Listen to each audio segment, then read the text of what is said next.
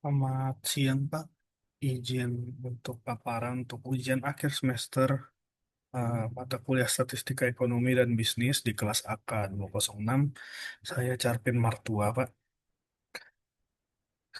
Yang saya ambil itu tema dari materi satu, Statistika dan Statistik. Dalam dunia ekonomi dan bisnis, baik pada lingkup manajemen maupun akuntansi, para pelaku usaha seperti manajer, direktur, pemilik perusahaan, dan bahkan karyawan kerap dihadapkan pada berbagai permasalahan yang kompleks. Untuk menghadapinya, dibutuhkan kemampuan dalam mengumpulkan data secara cepat dan tepat agar dapat dijadikan sebagai dasar dalam pengambilan keputusan.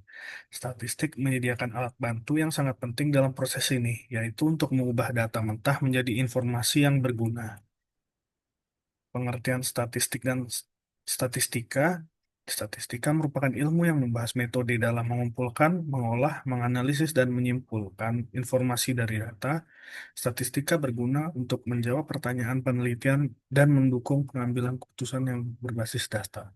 Sedangkan statistik adalah hasil akhir dari proses statistik berupa data numerik atau non-numerik yang disusun dalam bentuk tabel atau grafik. Statistik digunakan untuk menggambarkan atau menjelaskan suatu fenomena atau kejadian yang terjadi di masyarakat atau dalam organisasi. Jenis-jenis statistika itu ada dua. Yang pertama, statistika deskriptif digunakan untuk menyajikan atau menggambarkan data melalui ukuran seperti rata-rata, median, modus, standar deviasi, dan grafik. Statistik ini tidak menarik kesimpulan atau generalisasi.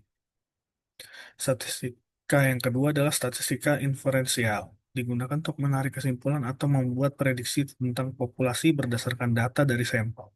Melibatkan pengujian hipotesis, regresi, korelasi, dan teori probabilitas.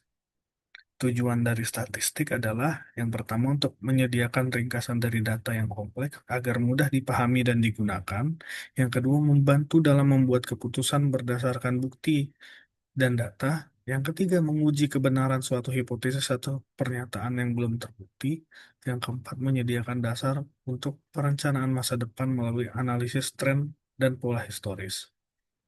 Penyajian data dan distribusi frekuensi caranya yaitu dengan pertama, menentukan pertanyaan atau masalah yang ingin diselesaikan.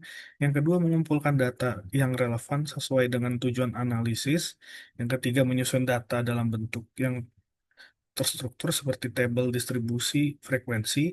Yang keempat, menyajikan data dalam bentuk grafik seperti histogram, poligon, dan OGIF. Yang kelima, menarik kesimpulan yang berguna dari data tersebut.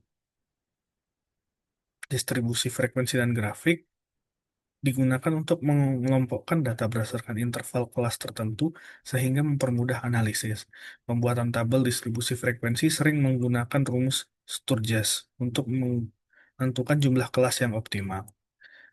Jenis grafik yang digunakan untuk menyajikan distribusi frekuensi ada tiga. Yang pertama histogram, grafik batang yang menggambarkan distribusi data berdasarkan frekuensi. Yang kedua poligon frekuensi, yaitu grafik yang menghubungkan titik tengah dari setiap batang histogram. Yang ketiga OGIF, grafik kurva yang menunjukkan frekuensi kumulatif masing-masing kelas. Oleh sebab itu nanti akan terdapat bentuk kurva OGIF yaitu kurva OGIF menurun dan kurva OGIF meningkat. Ini adalah contoh dari histogram. Ini adalah contoh dari diagram poligon. Yang ini contoh dari kurva OGIF.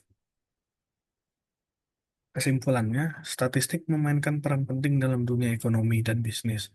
Melalui penerapan statistika, deskriptif, dan inferensial, pelaku bisnis dapat memahami data yang kompleks, mengambil keputusan yang lebih baik, dan memprediksi kondisi masa depan secara lebih akurat. Kemampuan dalam mengolah dan menyajikan data secara efektif akan menjadi nilai tambah bagi para profesional di berbagai bidang.